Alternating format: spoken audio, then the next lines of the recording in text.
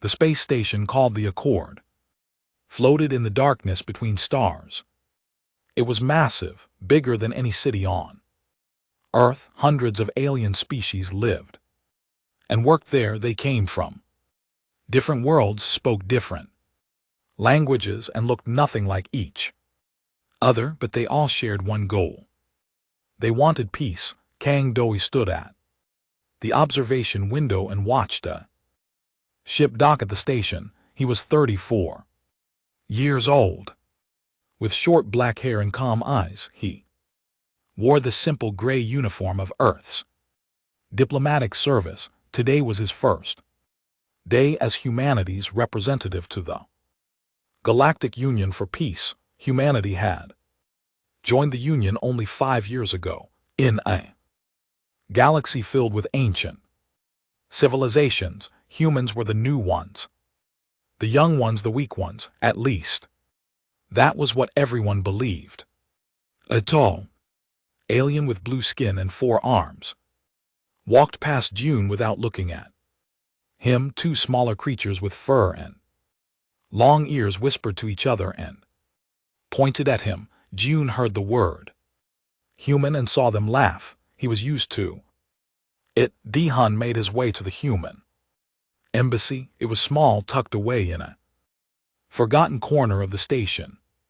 The door opened and he saw young Sara waiting for him. Sara was a doctor. She had been on the station for 2 years. Her job was to run the human medical center. But most aliens refused to let a human treat them. They thought human medicine was primitive. They thought humans knew nothing. Welcome to the Accord, Sara said with a tired smile, ready to be ignored. I have experience, Dihun replied. They sat down in the small common room. Baekju, a young technician with messy hair and bright eyes, brought them tea. He was only 25, full of hope and dreams about galactic cooperation. June remembered being that young. He remembered believing that the galaxy would welcome humanity with open arms. That was before he learned the truth. The next morning, Dohan attended his first council meeting. The Great Hall was enormous. Hundreds of delegates sat in curved rows, their seats arranged by species and importance. Humans sat at the very back in the smallest section. Ambassador Veltus stood at the center of the hall. He was tall and thin with silver skin and eyes like black glass. He represented the hegemony, one of the oldest and most powerful civilizations in the galaxy. When he spoke, everyone listened. We must discuss the trade routes near the outer rim, Veltus said. His voice was smooth and cold. Several species have complained about delays. June raised his hand. He had an idea that could help. A simple solution. Looked at him for a long moment, then he looked away. Does anyone have suggestions? Asked the hall. Hyun kept his hand raised. Other delegates glanced at him and smirked. Finally, a delegate from a minor species spoke up with the exact same idea June had wanted to share.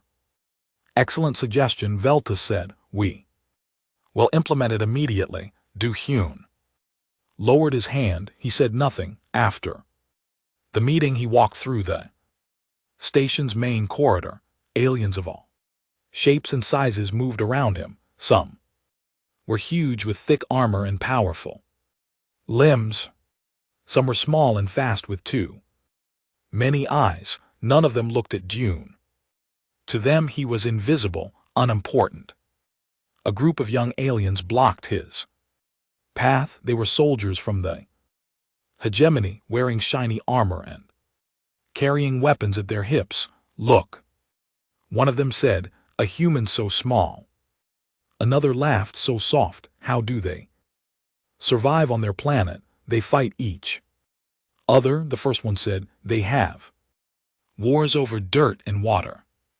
They kill their own kind because they have no real enemies. Do-hyun stood still. He could feel his heart beating slowly. In his chest, he could feel old memories. Rising in his mind, memories of fire and blood, memories of screaming and death. Memories of a war he had fought before. He became a diplomat, but he pushed those memories down. He was here for peace. "Excuse me," Do-hyun said quietly. "I need to pass." The soldiers laughed and stepped aside. As Do-hyun walked away, he heard them making jokes about weak humans. That night Sora found him in the observation room. He was staring at the stars. "Bad first day?" she asked. "Normal first day," he said. "It gets easier. You learn to ignore them." "I know." They stood in silence for a while. Outside, a fleet of ships moved past the station. They were Dominion ships, dark and angular, covered in weapons.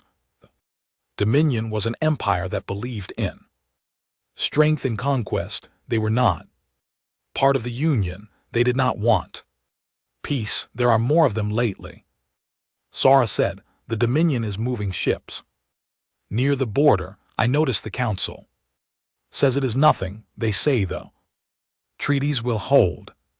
Do-hyun watched the ships disappear into the darkness. He knew what warships looked like when they were preparing for battle. He had seen it before. "Maybe they are right," he said, but he did not believe it. The next morning, June found a message on his console. It was encrypted, sent directly from Earth. He opened it and read the words on the screen. "If war comes, you are authorized for protocol. Omega, show them what we are." Do-hyun stared at the message for a long time. Then he deleted it. He hoped he would never need it. He hoped the galaxy was right about peace. He hoped humans would never have to show what they truly were. But deep inside, in the part of him that remembered blood and fire, he knew the truth. Peace was fragile, and when it broke, humanity would need to answer.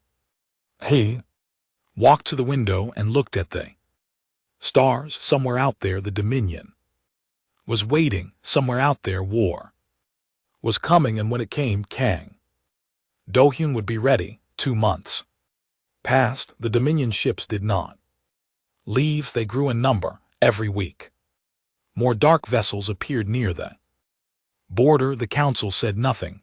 The delegates pretended everything was normal, but everyone could feel the fear growing. June attended every meeting.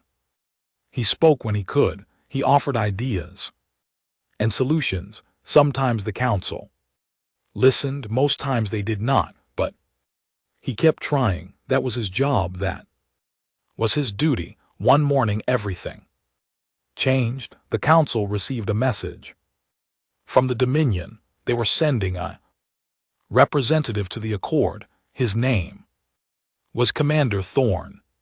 He wanted to discuss peace. "This is good news," Ambassador Velters told the council. "The Dominion wishes to talk. Perhaps we can avoid conflict." Do-hyun watched from his seat at the back. He did not trust the Dominion. He did not believe they wanted peace, but he said nothing. He waited. Commander Thorn arrived 3 days later. He was massive, taller than any alien Do-hyun had ever seen. His skin was dark red like dried blood. His eyes burned with yellow fire. He wore black armor covered in medals and symbols of war. When he walked into the Great Hall, the delegates fell silent. Thorn did not sit down. He stood in the center of the hall and looked at the council with disgust. "I am not here to negotiate," he said. His voice was deep and harsh. "I am here to deliver a message." Veltus leaned forward. "What message?" "Surrender. Give us your outer territories. Give us your resources. Give us your ships. Do this and we will let you live. Refuse and we will destroy You all, the hall erupted in noise. Delegates shouted and argued, some demanded war, others begged for peace. Fear spread through the room like a disease. Velters raised his hand for silence. Commander Thorne, surely we can find a compromise. Surely there is something we can offer. Thorne smiled. It was a terrible smile full of sharp teeth and cruelty. You can offer your submission, nothing else. The council debated for hours. Watched as powerful species argued with each other. He watched as fear turned to desperation. He watched as the great civilizations of the galaxy revealed their true nature. They were cowards. Veltus proposed a solution. He stood before the council and spoke with his smooth, cold voice. We cannot win a war against the Dominion. Their fleet is too strong. Their soldiers are too many, but perhaps we can give them something to satisfy their hunger, something small, something unimportant. Dihun felt his chest grow cold. The human colonies on the outer rim, Veltus continued, they are young. They are weak. They have little value. If we offer them to the Dominion, perhaps they will accept, perhaps they will leave the rest of us alone. Silence fell over the hall. Every delegate looked at June. Some looked ashamed, most did not. June stood up. His heart was beating fast, but his voice was calm. You want to sacrifice our people, he said. You want to give our homes to monsters. You want to trade human lives for your own safety. It is a reasonable sacrifice. Veltus replied, your colonies are small, your species is young, you have nothing to offer the galaxy. This is the logical choice. Logical. Repeated the word. It tasted like poison. In his mouth, he looked around the hall. He looked at the delegates who had ignored him for months. He looked at the species who had mocked humanity and called them weak. Now they sat in their comfortable chairs and voted to murder his people. You call us weak, June said. You call us primitive. You laugh at our short lives and our small bodies. But let me tell you something about humans. The hall was silent. Every eye was on him. We do not abandon our own. We never have, we never will. You can vote however you want. You can make your deals with the Dominion, but humanity will not give up a single life, not one. Not ever. Veltus smiled his cold smile. And what will you do? Fight the Dominion alone? Your species has no real military. Your ships are old. Your weapons are weak. You will be destroyed in days, maybe, Dihun said, but we will fight and we will make them remember us. The vote passed. The council agreed to offer the human colonies to the Dominion. Dihun walked out of the hall without looking back, but the Dominion did not wait for the offer. That night, the sky turned to fire. Alarms screamed through the accord. Explosions shook the station. The Dominion fleet had arrived, not to negotiate but to attack. They had never wanted peace. They wanted blood. Dohun ran through the corridors. Around him, aliens screamed and fled. Walls collapsed. Fires burned. The station that had stood for centuries was falling apart in minutes. Sora found him near the medical bay. Her face was covered in dust and blood. They are everywhere, she said. Dominion soldiers are boarding the station. They are killing everyone. Jaisu ran up to them, his eyes wide with terror. What do we do? There is no escape. The shuttles are destroyed. Dune looked at his friends. He looked at the chaos around him. He thought about the council that had betrayed humanity. He thought about the Dominion soldiers who were murdering innocent people. He thought about everything he had tried to build with peace and words and patience. None of it mattered now. Go to the human embassy, he told Sora and Jaisu. Lock the doors, protect the survivors. What about you? Sora asked. Du-Hyun did not answer. He turned and walked toward the armory. His steps were steady. His face was calm, but inside something had changed. The diplomat was gone. The man who wanted peace was gone. What remained was something else, something older, something that humanity had carried in their blood since the first war, since the first battle, since the first time a human picked up a weapon and decided to fight. Sora called after him. Do. What are you going to do? Do. He stopped. He did not turn around. What humans do, he said quietly, when there is no other choice. Then he walked into the darkness, and the war began. The human embassy was small and forgotten. It sat in a dark corner of the Accord, far from the great halls and luxury quarters. No one visited it. No one cared about it. That was why no one knew what was hidden inside. Do-Hyun walked through the empty rooms. The sounds of battle echoed through the walls. Screams, explosions, gunfire. He ignored them all. He had work to do. In the back of the embassy, behind a wall that looked like every other wall, there was a hidden room. Du-Hyun pressed his hand against a panel. A light scanned his palm. The wall slid open. Inside the room was a single locker. Do-Hy opened it. The armor was old. It had scratches and burns on the surface. It had been used before many times. The helmet was dented. The chest plate was cracked, but it still worked. It always worked. Next to the armor were weapons, a rifle that could punch through steel, pistols that fired plasma, knives that never lost their edge, and small injectors filled with blue liquid, combat stimulants. They would make him faster, stronger, and able to ignore pain. They would also burn years off his life. He did not care. Du-Hyun put on the armor. Piece by piece, he loaded the weapons.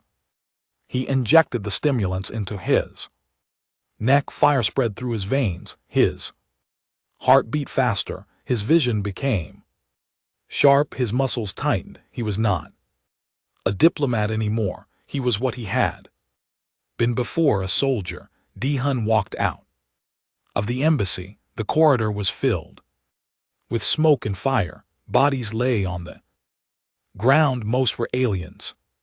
Some were Dominion soldiers. They had killed each other in the chaos. He heard voices ahead, Dominion soldiers shouting orders. He moved toward them. The first group was easy to find. 6 Dominion soldiers stood in a circle. They had cornered a group of alien civilians against a wall.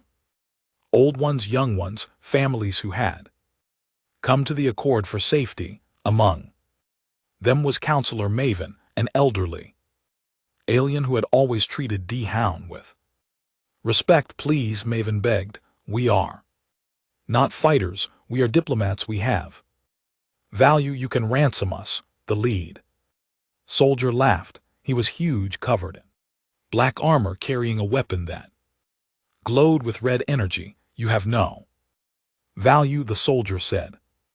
You are prey. You are entertainment. He raised his weapon. Du-Hyun stepped out of the shadows. Stop, he said. The soldiers turned. They saw a human in old armor standing alone in the smoke-filled corridor. They saw a small creature from a weak species. They laughed. A human. The lead soldier said, "What are you going to do, little thing? Cry, beg, run away." Du-Hyun did not answer. He walked forward. His steps were slow and steady. Kill it, the lead soldier ordered. 1. Of the soldiers charged at Di-hun, he was fast, he was big, he swung his weapon in a wide arc, aiming for Doi and LT Unc and GT's head. Doi moved. In one motion he ducked. Under the swing, grabbed the soldier's arm and twisted. The arm broke with a sharp crack before the soldier could scream. Dune struck him in the throat. The soldier fell. The other soldiers froze. They had never seen anything move that fast. Dune did not give them time to think. He attacked. The second soldier raised his weapon. Dune was already inside his guard. A knife appeared in Dune and LT Unc and GT's hand. It sliced across the soldier's neck. Blood sprayed into the air. The third soldier fired his weapon. Di-hun dodged. The shot hit the wall behind him. Di-hun grabbed the soldier's gun, ripped it from his hands, and used it to smash his face. The soldier dropped. The fourth and fifth soldiers attacked together. They were trained. They were coordinated. It did not matter. Di-hun moved between them like water. He broke bones. He tore armor. He killed without mercy. In less than 30 seconds, 5 Dominion soldiers lay dead on the ground. The lead soldier stood alone. His confidence was gone. His laughter was gone. Only fear remained. "What are you?" he whispered. Dune walked toward him. The lead soldier raised his weapon with shaking hands. He fired. The shot hit Do-hun's shoulder. Di-hun did not stop. He did not even slow down. He grabbed the soldier's weapon and crushed it in his hand. Then he grabbed the soldier's throat. "I am what your empire does not understand," Dune said. His voice was cold and empty. "I am what peace creates when war destroys it. I am human." He snapped the soldier's neck and let the body fall. The corridor was silent. The alien civilians stared at Do-hun with wide eyes. They had never seen anything like this. They had never imagined that a human could do such things. "Counselor." Maven stepped forward. His old legs were shaking. His voice was barely a whisper. "I have lived for 300 years, he said. "I have seen warriors from 100 species. I have watched armies clash and empires fall, but I have never seen anything like you." He looked at the dead soldiers, then back at Do-hun. "What are you?" "Oh." Doi pulled his knife from a soldier's chest. He wiped the blood on his leg. "I am what Earth creates when peace fails," he said. He turned and walked down the corridor. Behind him the survivors followed. They had no other choice. The small human in the battered armor was their only hope. More Dominion soldiers waited ahead. More death, more battle. Do not care. He had buried the diplomat deep inside himself. He had let the soldier rise. The galaxy thought humans were weak. They thought humans were primitive.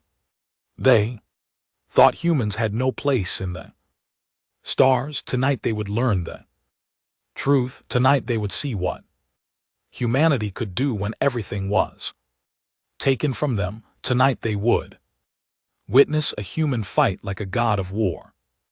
And they would never forget. The Accord was dying. Fires burned on every level. Smoke filled every corridor. The screams of the wounded echoed through broken halls. The Dominion had come to conquer, and they were destroying everything in their path. But something was wrong.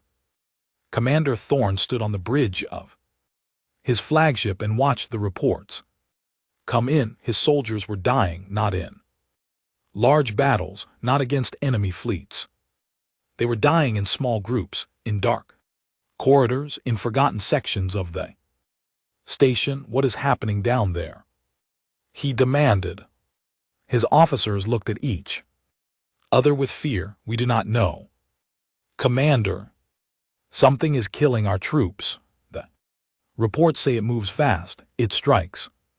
Without warning, it does not stop. One enemy. Yes, Commander, one. Thorn slammed his fist on the console. Send more soldiers, find it, kill it. But more soldiers did not help. They only added to the body count. On the Accord, June moved through the station. Like a ghost, he knew every corridor, every maintenance tunnel, every forgotten passage. He had studied the station's layout for months. He had prepared for this moment without knowing it. He found Dominion patrols and destroyed them. He found supply caches and burned them. He found communications equipment and smashed it. Everywhere he went, he left death behind. The alien survivors followed him at a distance. They were afraid of the Dominion, but they were also afraid of him. They had never seen a human like this. They had never imagined such violence, such efficiency, such cold determination. Counselor Maven walked with them. He was old and tired, but he refused to stop. I must see this, he said when others told him to rest. I must understand. In the human embassy, Sora and Jaisu worked without rest. Sora treated the wounded aliens who had refused her help before, now begged for it. She saved them all no matter what species they were. Jaisu worked on the station's computer systems. He hacked into security networks and emergency broadcasts. He tracked Dominion movements and sent the information to Do-hyun through secure channel.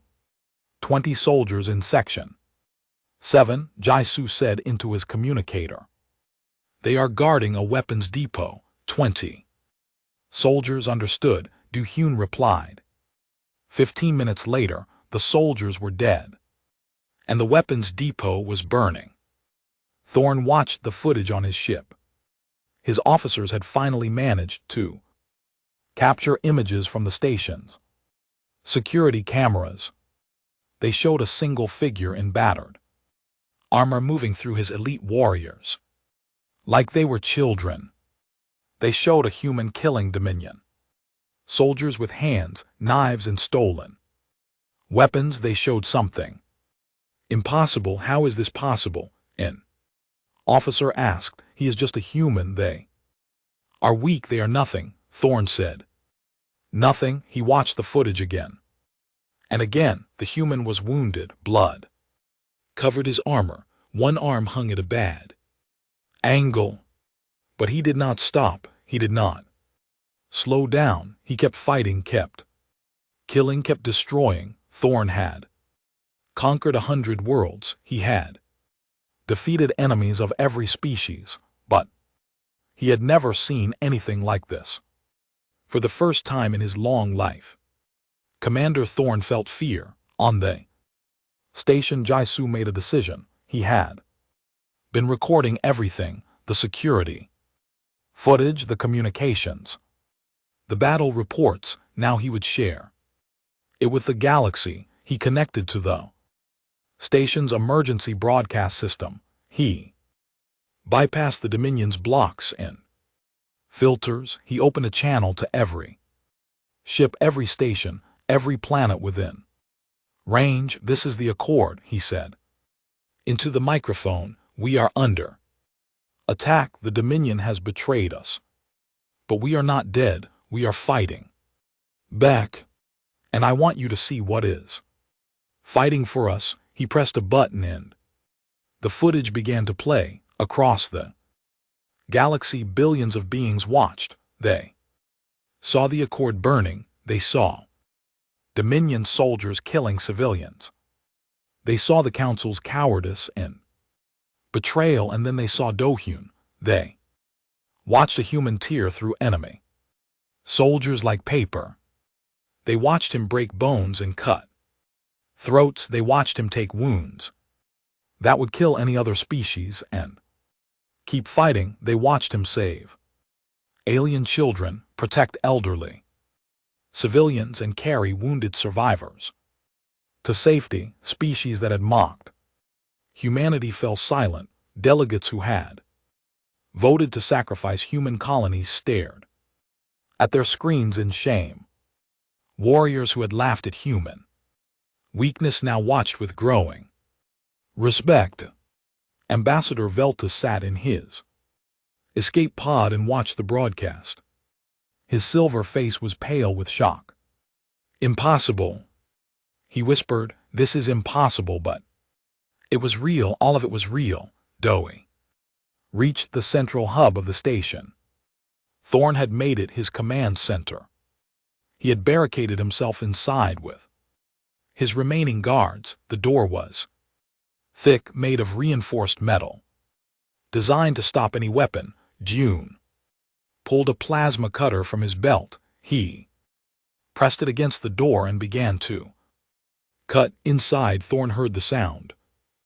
High-pitched whine, the smell of burning metal. He is coming, one of his guards said. Commander, he is coming. Thorn looked at his soldiers. They were the best. The Dominion had elite warriors with years of training and the finest weapons. 20 of them stood between him and the door. It was not enough, he knew. It was not enough. Call for reinforcements, he ordered. We have tried, Commander. No one is responding. Our communications are jammed. Our soldiers are dead. We are alone. Cutting sound continued. A line of glowing metal appeared on the door. Thorn gripped his weapon tighter. He had won 1,000 battles. He had never lost. He was the greatest warrior the Dominion had ever produced. But tonight, he was afraid. The door began to buckle. The line of light grew longer, brighter. And then with a terrible crash, a section of the door fell inward. Through the smoke and fire, a figure stepped into the room. He was covered in blood. His armor was torn and burned. One eye was swollen shut. His left arm hung broken at his side, but he was still standing. He was still fighting. Kang June looked at Thorn across the room. His one good eye burned with something ancient and terrible, something that made Thorn's blood run cold. Your turn, Dihun said, and the final battle began. The command center was large and dark. Screens covered the walls, showing the burning station outside. Emergency lights flickered red and orange. Smoke hung in the air like fog. 20 Dominion guards stood between Dohun and Commander Thorn. They were elite soldiers, each one trained for years in the art of killing. They wore the best armor. They carried the strongest weapons. They had never lost a battle. They charged at Dowie together. The first guard swung a massive blade at Dihun and LT Uncan GT's head. Dihun dropped to his knees and slid under the attack. His knife found the guard's leg, cutting deep. The guard fell screaming. 2 more guards attacked from the sides. Dihun grabbed one by the arm and used him as a shield. The other guard's weapon struck his own ally. Dihun threw the body aside and drove his knee into the second guard's chest. Bones cracked. The guard dropped. More came, always more. They surrounded him, attacked from every angle, tried to overwhelm him with numbers. It did not work. Dowie fought with everything he had. He used his fists, his knife, his elbows, his head. He grabbed weapons from fallen enemies and used them until they broke. He took hits that would kill normal men and kept moving. Blood poured from cuts on his face, his chest, his arms. His broken arm hung useless at his side, his vision blurred with pain and exhaustion, but he did not stop. One by one the guards fell. 5, 10, 15. The floor became slick with blood. Bodies piled around Dohyun. Like fallen trees, the sounds of combat echoed off the walls, mixing with screams and the crash of breaking armor. The last 5 guards hesitated. They looked at their fallen comrades. They looked at the human standing in the center of the room, covered in blood, breathing hard, still ready to fight. They dropped their weapons and ran. Hyun let them go. He had no interest in chasing cowards. He had only one target left. Commander Thorn stood alone. Behind his command console, his yellow eyes burned with fury and fear. He had never run from a battle. He would not run now. He drew his ceremonial sword. It was a beautiful weapon passed down through generations of Dominion leaders. The blade was long and curved, made of metal that could cut through starship hulls. Thorn had never used it in real combat. It was for show, for ceremony, for intimidation. Tonight he would use it to kill a human. You think you have won, Thorn growled. You are nothing. You are an insect. I have destroyed worlds. I have killed millions. You are just one small creature from a weak species. June walked toward him slowly. His steps left bloody footprints on the floor. Then kill me, he said, if you can. Thorn roared and attacked. He swung his sword with all his strength, aiming for Dihun and LT Unk and GT's neck. The blade was fast, faster than any human should be able to dodge. Hyun dodged. He stepped to the side at the last moment. The sword passed inches from his face before Thorn could recover. Dune struck. His good hand grabbed Thorn's wrist and twisted. The sword clattered to the ground. Thorn tried to fight back. He threw punches, kicks, desperate attacks fueled by rage and fear. Dihun blocked them all. He was slower now, weaker, but he was still faster than Thor, still stronger where it mattered. Dihun grabbed Thorn by the throat and slammed him against the wall. The commander's feet left the ground. He struggled, clawed at Dohun and LT Unk and GT's hand.